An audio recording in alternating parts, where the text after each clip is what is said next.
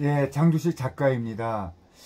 예, 이 시간에는 조금 한가한 이야기를 좀 해보겠습니다. 그 전에 우리 박정희 대통령을 기억하시는 분들이 많이 계실 겁니다. 그분에 대한 이야기를 한번 해보겠습니다. 제목은 박정희가 만난 네 도사, 조용헌 살롱입니다. 자, 내용은 이렇습니다. 이 세상은 눈에 보이는 세계와 눈에 안 보이는 세계로 나누어져 있다. 인공지능이 발전하면서 신비의 세계는 쪼그라들고 있다. 신비가 사라진 세상에는 돈과 명품 그리고 출세와 권력만이 전부이다. 눈에 안 보이는 세계는 없는 것인가? 눈에 보이지 않는 세계의 신비를 어떻게 체험을 할 것인가? 이것이 어렵다. 운명에 대한 예언, 앞일에 대한 예언이 맞을 때 사람들은 비로소 눈에 보이지 않는 세계가 있을 수도 있다는 세계관을 받아들이기 또 시작을 한다.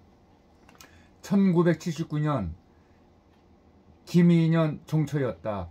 중앙정보부에서는 당시 전국에서 가장 이름이 있고 용하다는 도사는 여기서 점을 잘 치는 사람입니다. 도사 4명을 여러 단계의 검증을 거쳐서 청와대로 데리고 갔다.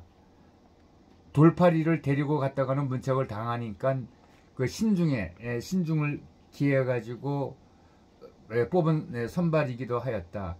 그 목적은 박정희 대통령의 신수를 보기 위해서다.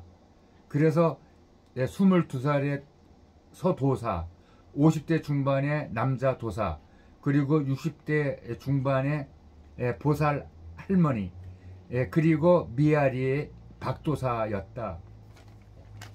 박정희 대통령이 긴장해서 앉아있는 4명의 도사를 이렇게 훑어보고 소도사를 먼저 지명하였다.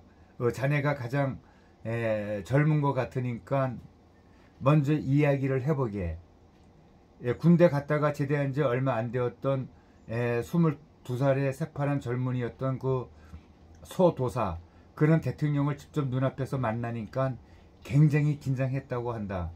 긴장은 했지만 한마디로 저절로 튀어나왔다. 아유, 승진하시겠는데요.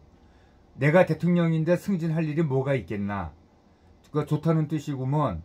당시 4명의 도사 가운데 유일한 생존자인 서도사가 필자에게 수리한 내용이다. 승진의 본래의 목적은 승천이었다. 승천이라고 하는 것은 죽는다는 뜻인데 어떻게 대통령 면전에 대고 죽는다는 소리를 할 수 있었겠느냐고. 그래서 승천이라고 하려다가 순간적으로 승진으로 단어를 바꿨다는 것이었다. 만약 이때 승천이라고 또 내뱉어 버렸으면은 소도사는 그날 집에 못 갈 수도 있었다고 했다. 그 소도사의 아버지도 역시 도사였는데 아버지로부터 평소에 나쁘다는 이야기는 직설적으로 하지 말으라고 하는 그 교육을 받아왔었다.